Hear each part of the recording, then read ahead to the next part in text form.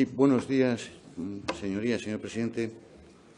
La presente proposición de ley tiene, yo creo que una explicación bastante exhaustiva en su exposición de motivos y yo, sinceramente, creo que probablemente no requiere mucha explicación, ¿no? Yo quiero partir, señorías, de una reflexión general, ¿no?, que es el fracaso del actual Gobierno del Principado en afrontar una necesaria reforma del sector público autonómico asturiano, que sigue siendo, desde nuestro punto de vista, a día de hoy, mastodóntico e insostenible a largo plazo, a medio y largo plazo, por parte de la comunidad autónoma, ¿no?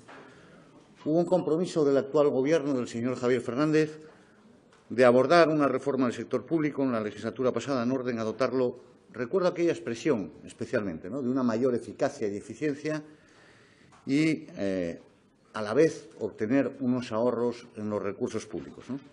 Y eso se plasmó fundamentalmente en dos leyes de reestructuración del sector público autonómico, una de mayo de 2013 y otra de julio de 2014, si bien esta segunda fue básicamente para reformar el sector audiovisual, ¿no?, la RTPA. Pero lo cierto es que el resultado final de esas reestructuraciones ha sido, desde nuestro punto de vista, evidentemente un fracaso, ¿no?, sobre todo lo que se refiere a esa primera ley que les mencionaba de mayo de 2013, a la primera ley autonómica, en que las operaciones más importantes de reestructuración quedaron vacías de contenido y sin concluir, ¿no? Voy a recordarles aquella famosa venta de acciones de los títulos de sedes o la supresión de la empresa del cable, de HITPA o ASA, en fin. No les voy a hacer un repaso, pero me atrevo a calificar los fracasos. En segundo lugar, nunca se ha expuesto por parte del Gobierno, hasta la fecha, los resultados de esas reestructuraciones, ni en cuanto a la mejora de la eficacia y la eficiencia, para saber en qué se mejoró, ni en cuanto al posible ahorro económico que se haya producido de esa reestructuración. Hemos sido incapaces, hemos preguntado, hemos exigido que se diesen esas cuentas y nunca se quisieron dar. Y al final lo que ocurrió es que lo que hubo fue más fusiones de empresas que eliminaciones, ¿no?, con lo cual ahorro económico ninguno.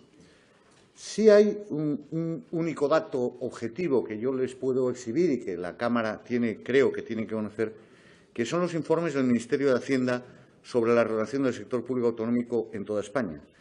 Y les puedo asegurar que el resultado en ese informe de nuestra comunidad autónoma es el peor de España. Es decir, en el último informe, enero de 2016, si ustedes van a la página 14, verán un gráfico donde se expone cuál fue la reducción media, el porcentaje de reducción de entidades y entes en España, que se sitúa en el 36,7%. Por supuesto, hay comunidades que hicieron más de esa media, pero Asturias tiene un porcentaje del 16,67%, es decir, el más bajo de toda España, sin ninguna duda. Y creo que este dato revelador, y que no tiene contestación posible, y que demuestra que el esfuerzo que hizo el Principado de Asturias ha sido menor en relación al que se hizo en el resto del Estado español.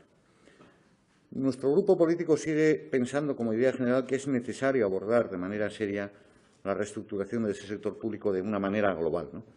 Pero más allá de ese análisis global, es obvio que existen organismos que, en primer lugar, suponen una duplicidad evidente de funciones y, por otro, sus funciones creo que podían ser desarrolladas por otros organismos, ¿no?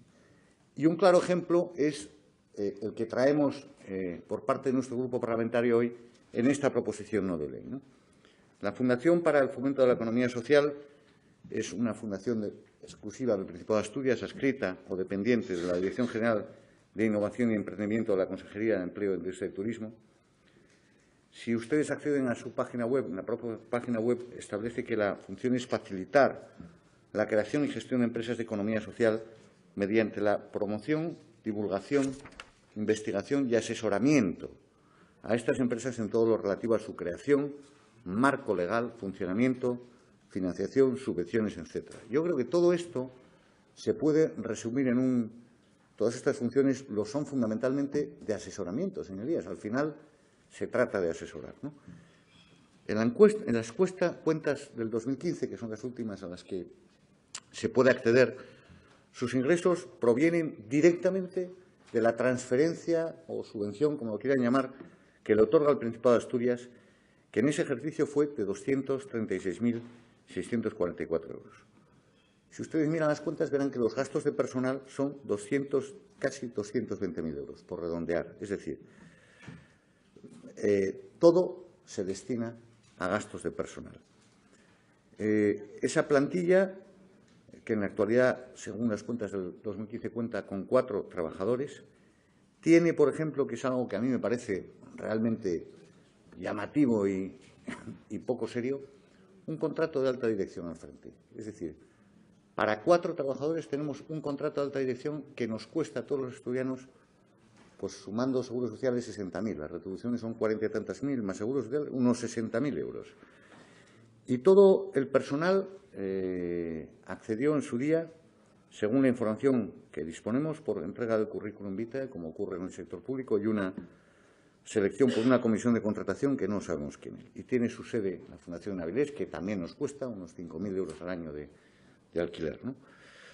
Yo me he tomado la molestia de examinar el plan de actividades o el plan de actuación de esa fundación para los ejercicios 2016 y 2017. Y mire, son unas plantillas que, como digo, fundamentalmente se dedican al asesoramiento, que se repiten año a año y que varían muy poco en sus contenidos. Y nosotros, en definitiva, señorías, entendemos que para realizar esas funciones de asesoramiento a ese nivel no es necesaria ninguna fundación. Y lo pensamos claramente, ni consumir medios o una infraestructura de ese estilo, ¿no? Me dirán que la cantidad es pequeña, pero es la prueba evidente que hubo una época en un gobierno aquí que para hacer cualquier cosa se creaba una infraestructura que conllevaba unos gastos que, desde nuestro punto de vista, no tienen sentido. Y se mantienen, efectivamente. Y, sobremanera, en el caso de un organismo que depende, como decíamos, de la Dirección General de Innovación, de la Consejería de Empleo, Industria y Turismo, donde existen ya, una estructura de instrumentos, desde la SRP, el IDEPA, el CEI, es decir, en fin, que podían haber asumido esas funciones en su día sin necesidad de crear la misma. Y existe mucha duplicidad, si lo examinan bien, en temas de asesoramientos, ¿no? Nuestra iniciativa da una alternativa concreta que yo he tanteado, y ya lo digo, que al resto de los grupos parece ser que no les convencen, que era prestar esos servicios, por no suprimirlos, una vez que se liquide la fundación, a través de las cámaras de comercio, industria y navegación. Y lo hacíamos porque, si ustedes ven la ley de las cámaras, esas funciones las tienen atribuidas directamente en la ley del Principado, en la Ley 8/2015. Fueron las titulares de las ventanillas únicas y tienen, por lo tanto, desde nuestro punto de vista, acreditada experiencia en materia de asesoramiento, incluso en la infraestructura, ¿no? Pero es evidente, tienen la implantación territorial, las sedes, es decir, podrían hacerlo. Pensábamos que esos servicios se pueden prestar mediante convenio desde esa institución. Es evidente que la dinámica parlamentaria es como es. Hay 2 enmiendas, una del Grupo Ciudadanos, y ya lo adelanto que es de supresión, que no nos parece correcto porque no deja ninguna alternativa.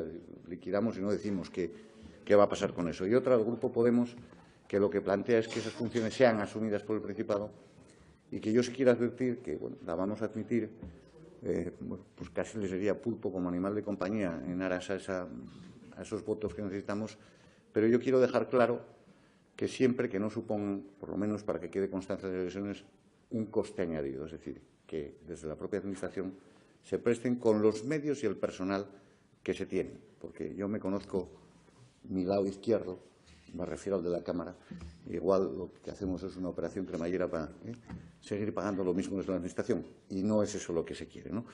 Por lo tanto, como les digo, les pido el voto favorable al resto de los grupos, que en los tanteos que yo he tenido creo que va a ser así, pero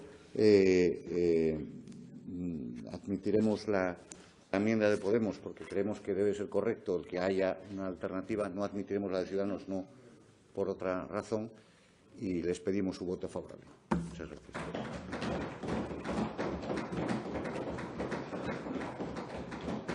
Gracias, señor Corbas Mons. Se han presentado 2 enmiendas, una suscrita por el Grupo Podemos Asturias, registro 19370, y la otra por el Grupo Ciudadanos, registro 19378. Ambas calificadas y admitidas a trámite por la Mesa. Le corresponde intervenir en primer lugar al Grupo Podemos Asturias.